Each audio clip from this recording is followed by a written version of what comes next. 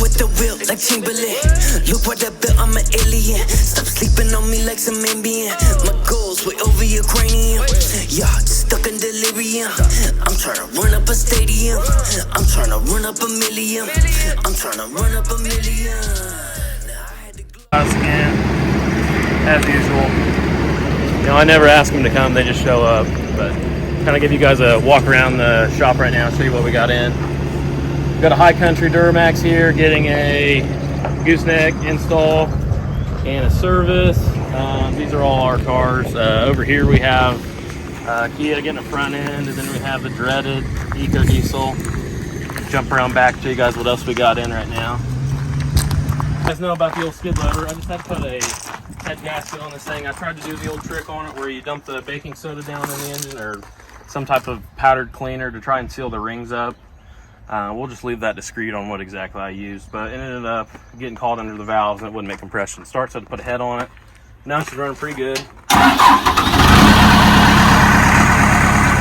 Thing still smokes, needs rings. We got a 6.4 that's in for some electrical issues. Got an LOY, getting ready to get heads and turbo. 7.3 for a no start, and then that's just the silver rod. In one of the last videos I posted, we got a AMGO 15,000 pound lift. This thing is, if you guys are shopping for a lift and you need something big and heavy and cheap, don't look any further than the AMGO. Extremely happy with it. We set it up ourselves, that kind of sucks, but besides that, it's been a great asset to the shop. Having two lifts has really changed a lot for us. Bed is back on Lana's truck, and now we're back to the point where it was just basically just a head gasket job. I got new water pump installed. Heads are back from the machine shop finally. Turbo is set on there loosely. I did have to get new manifolds for these because the old ones were extremely smoked.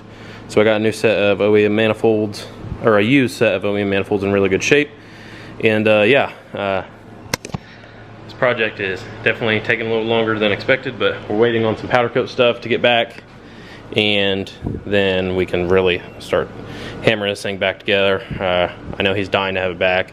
Kind of sucks because he's missing the Freedom Truck Meet, so I do apologize if you're watching this, Landon.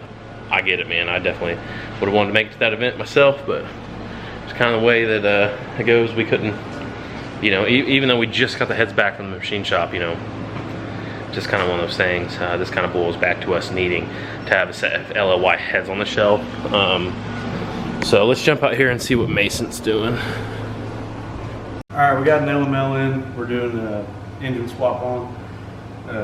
Well, we got the new motor out. We're doing fresh head gaskets, heads, and ARP 2000. Freshly machined heads as well with a new water pump going back together.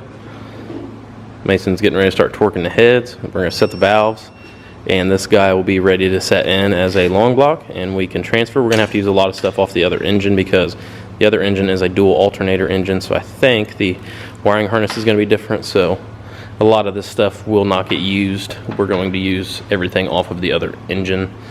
This is a 160,000 mile takeout. This was purchased from Hicksville Auto a couple years ago, installed in a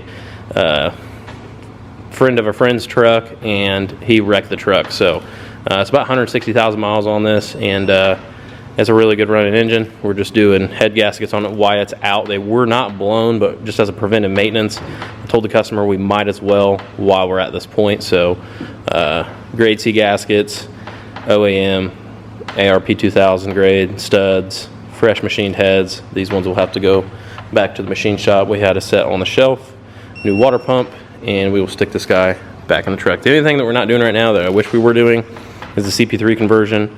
I hate the fact that we're not, but you know, when people are spending this much money, it's kind of hard to tell them that, hey, you know, you need to spend this much money. It could be a problem when it may not necessarily be a problem.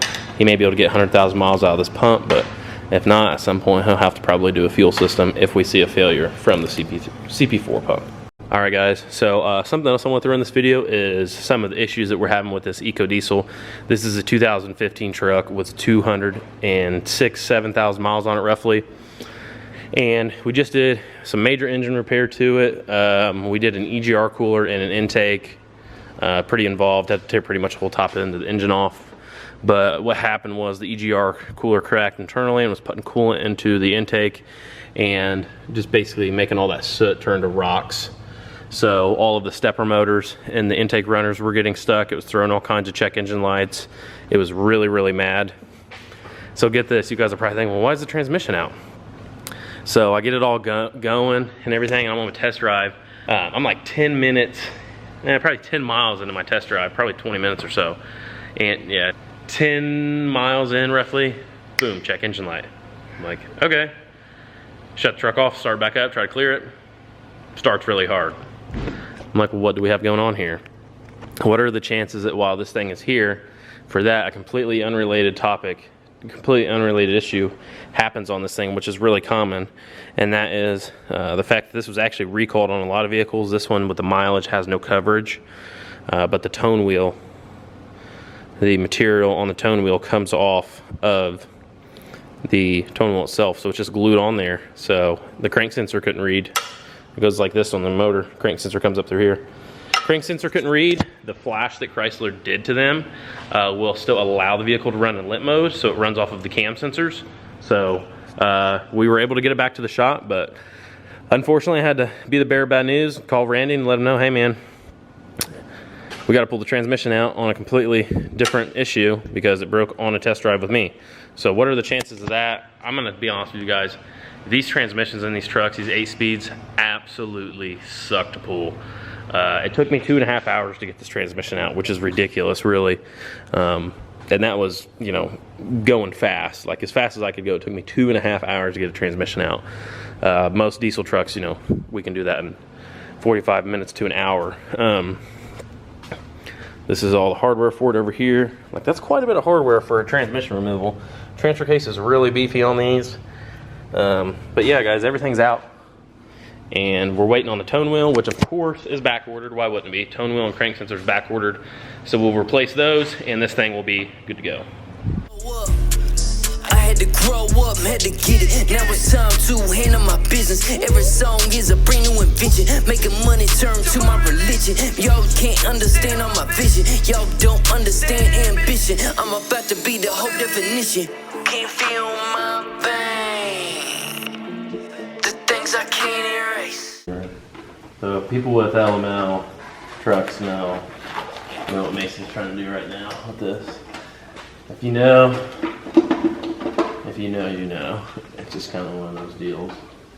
That intake pipe is so ridiculously hard to get on and off. I don't know the secret to it, but I'm gonna let Mason see if he can figure it out.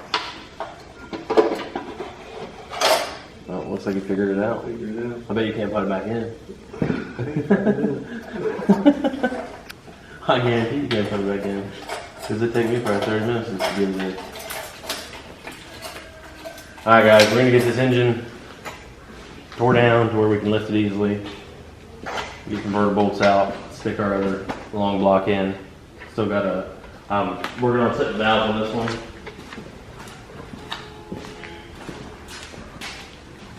Got the heads on yesterday, got them on torqued. I'm going to leave a link in the description of this video, I think, if I remember to, of Merchant Automotive's guide on how to set valves in these. It's pretty involved if you want to do it the fast way, and that's where you can just do it in 2 different steps. So I'm going to leave that link, but you know, we're right there, we're getting ready to set those. But I'm going to jump on the truck for a little bit and help Mason out, and we're going to get the engine tore down, and yeah, we're good. But we're going to pull the bumper off. Shoot the cherry picker in here. It's got this brush rubber on it, so I'm gonna have to take that off.